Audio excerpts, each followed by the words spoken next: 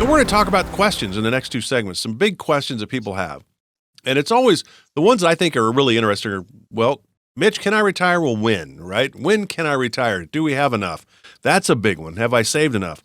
Will my money last? That's the number one fear amongst retirees, the fear of outliving their money. And then will my loved ones be okay if something happens to me? We're going to tackle those four questions.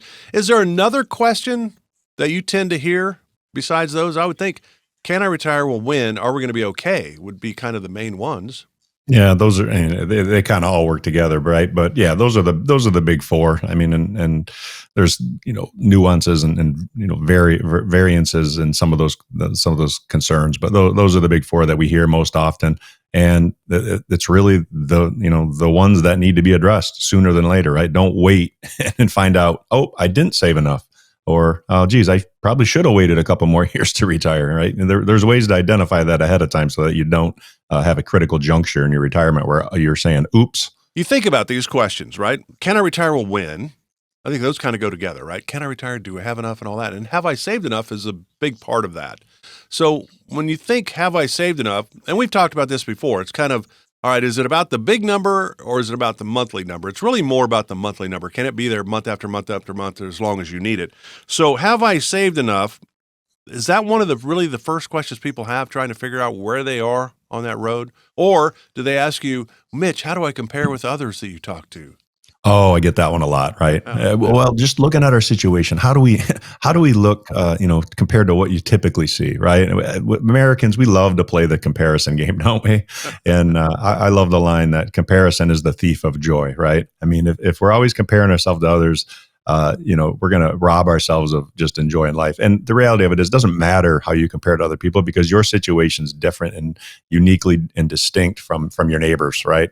They might need $10,000 a month to retire. You might need 4 or 5. So, it's entirely different deal. So, have you saved enough for retirement? That is not a simple answer, right? And there's a lot of factors that go into that. Okay, how much income can we create, which we talk a lot about, right? It's that monthly number to keep the lights on and hopefully let you enjoy retirement a little bit and know the bucket's going to get filled back up every month. But there's other considerations too, right? As far as, okay, if have I saved enough should I turn Social Security on now? Should I wait? What do I do about healthcare? There's so many pieces that go together. It's not a just simple answer to say, oh, do I have enough? We have to consider a lot of different factors, and the software we use, we kind of dump it all in there. All the data and we can, that's the great thing when we work with folks, we can tweak some of the things. Well, what if I retired, a year earlier, or what if we waited a year, or what if I, worked part-time in retirement and this, that. And so we can kind of walk through some of those different scenarios with folks and see if they have enough, right? Under different circumstances, or, hey, let's assume, make some different assumptions on rate of return or, how long we live and, what that looks like. So I think that helps bring clarity to people when they really sit down and take a peek and see it for themselves. So you think about all of this, and I think it's so interesting, really. Have I saved enough? Well, your situation is different. I mean, if you knew the end date, right? If I came to you and I said, Mitch, all right, look, I'm going to retire. I'm 66. So I'm going to retire. Looks like I'm going to live to 82. That's what it looks like. Maybe 82 in 3 months. And so if you have the end date, well, now it's easier to figure out how much we need. And then I could say, well, here, it looks like I'm going to have just one health issue. No, I'm going to have no health issues. Well, I'm going to have a bunch of health issues. I mean, that's what I think is so great about what you do for your clients at Mitch Lyons Wealth is you have to factor in the unknowns, right? What if this happens? What if that happens? How do we handle that? How many sources of income do people typically have?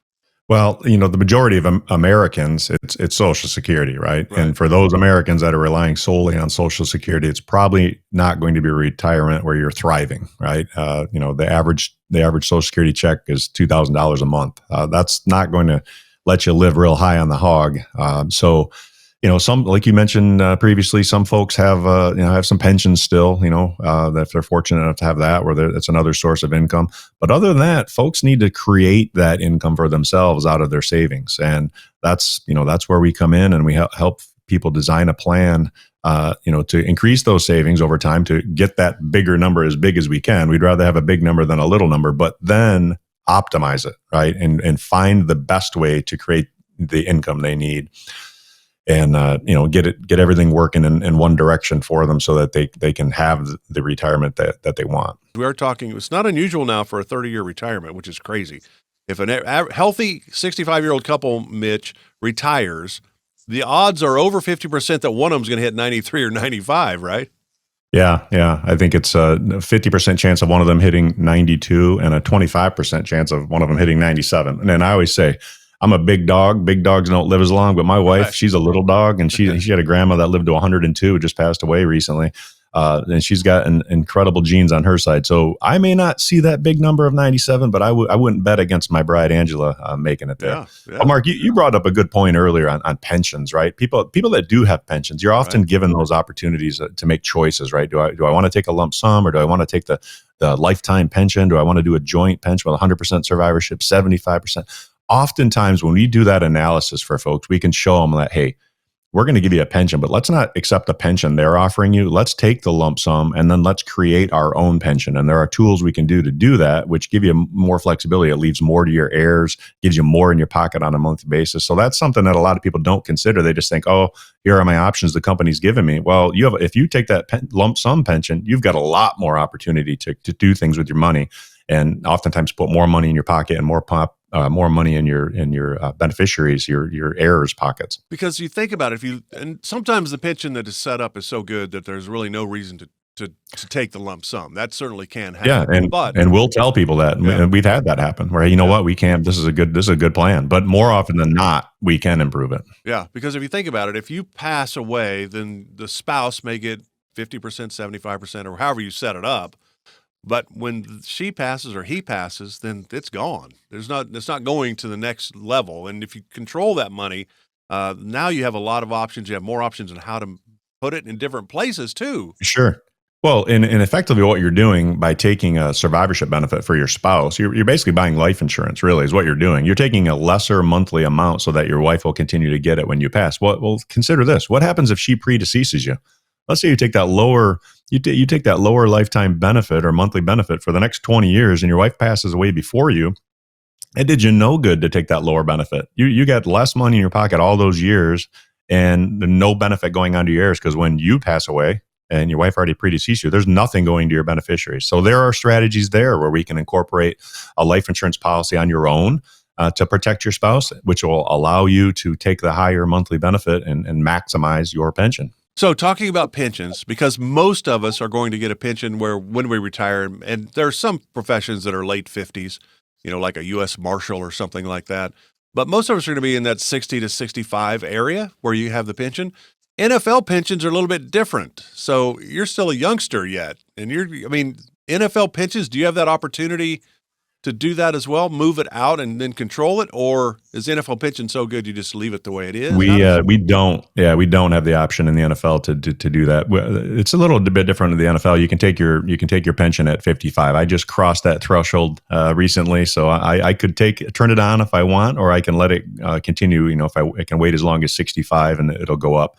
And again, I look at it, how much will I be leaving for Angela when she's 100, right? So, that's the consideration. Do you take it now and put that money to work for you, or do you wait and create that higher benefit? So, the retirement in the NFL is not quite what people think. There's millions of dollars floating around the NFL. Trust me, there are not millions of dollars coming into my bank account from the pension. But I always looked at it as free money, Mark. It was just an add-on. I always planned every year to be my last year, and I'd kind of add up all my finances and stuff and say, all right, assuming I don't play next year. I knew I'd be right eventually. And when I was laying on that turf in Arrowhead Stadium in 1999 with a knee injury, I knew that was the end. But so the pension in my mind was just kind of a bonus. But now that I'm in that age, I'm looking forward to start collecting those checks. Yeah, and when you're getting paid like you, one of the highest paid tight ends ever, like George Kittle and Travis Kelce, right? Yeah. Don't I wish, right? I was not the bonus baby, and unfortunately, I was born too soon, as they say. Of course, the generation before me says the same thing. Right? They couldn't believe what I was making, but as long as people keep paying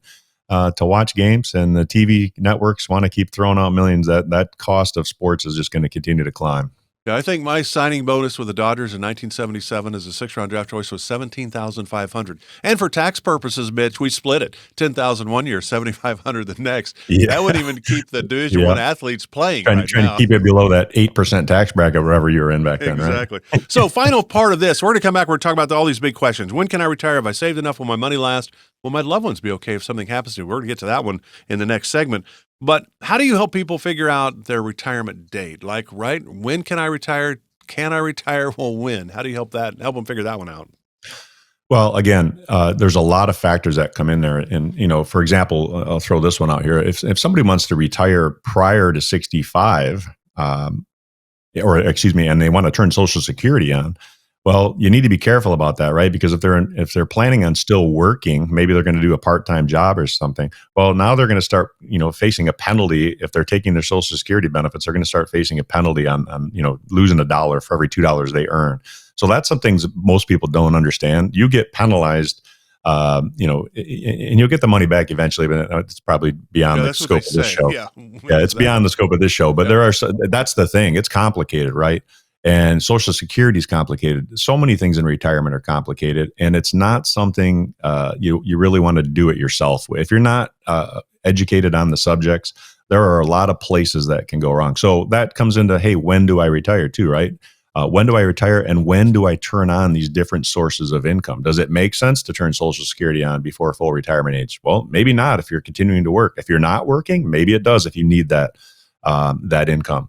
So there's a lot of factors there. And again, with the software we use, we can play with that number as we're on a Zoom with someone, and we can say, all right, here, if you retire at 63, here's what it looks like. But here, if we wait one more year, or you wait 2 more years, or, let's say, or they might say, hey, what if I took an extra $500 a month? How does that look? How does that play out? So we can do all that and kind of fine tune the plan right there on the screen, and let people see it. And I think, being able to look at a graph and say, okay, all right, I'm not running out of money here, even when I'm taking, more than what maybe than I really need, or if I turn on Social Security a little sooner, a little later. So there's all those factors.